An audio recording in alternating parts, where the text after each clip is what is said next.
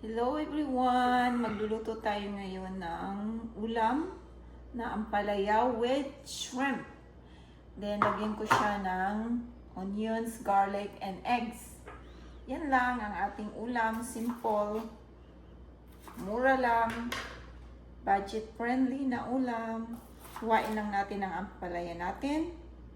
Then, ating gisahin. Niwa ko itong ampalaya, then ibababad ko sa tubig na may asin para hindi masyado siya mapait. Yun lang ang gagawin ko sa ampalaya. Kung ayaw nyo nang masyadong mapait ang ampalaya, yan, ibababad natin sa tubig na may asin. Okay?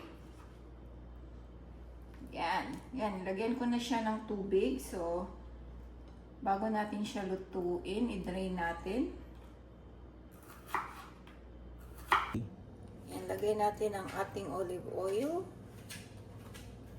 Yan.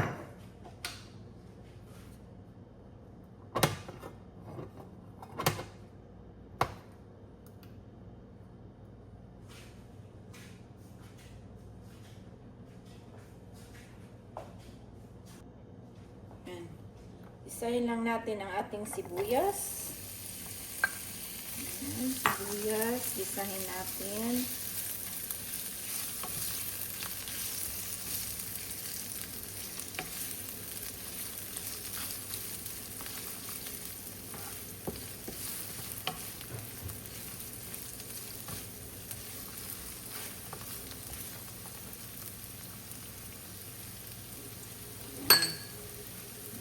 Garlic, ating bawang. Lagay natin ang ating bawang. Lagay natin ang ating salt and black pepper. Ground black pepper.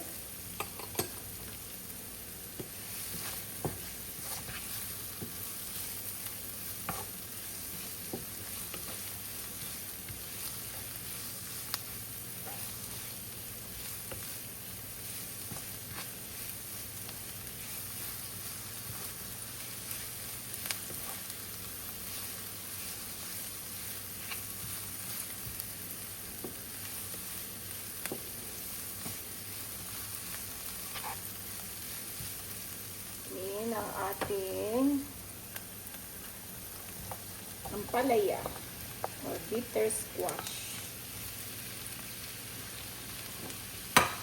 Isa-isa lang.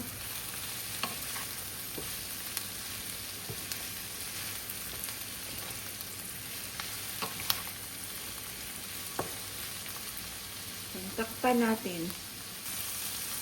Ilagyan natin ng tablespoon of soy sauce.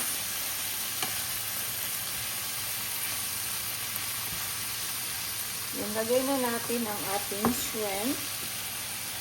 Yan. Yan ang ating jumbo shrimp.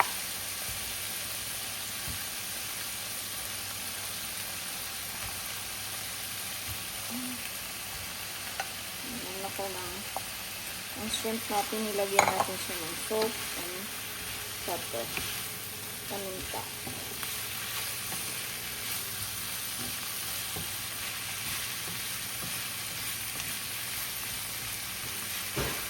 Hintayin lang natin maluto ang shrimp and then ilagay na natin ang ating eggs.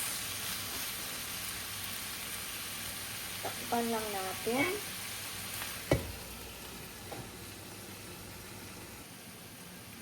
Yan, lagay na natin ang ating dalawang eggs sa ating ampalaya with shrimp and eggs. Yan, natin lang isutay ang ating eggs. Lapit na matapos ang ating simpleng ulam. Very affordable po to na ulam. Kung wala naman kayong shrimp, pwede rin chicken with ampalaya.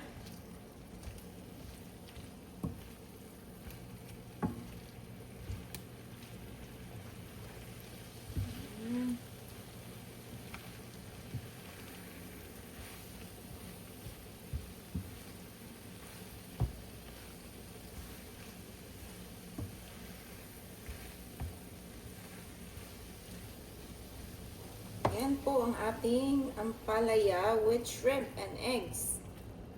Pwede natin yan ulam for dinner or lunch. Simple na ulam ideas. Alright, tikman natin.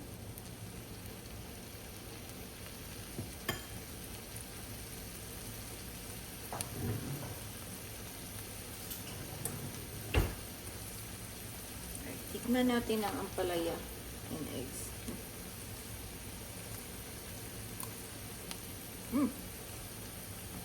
Tama lang siya. Tamang-tama lang yung timpla. Yan. Gusto ko yung ampalaya hindi masyado luto. Yan, luto na yan. So, takpan natin and then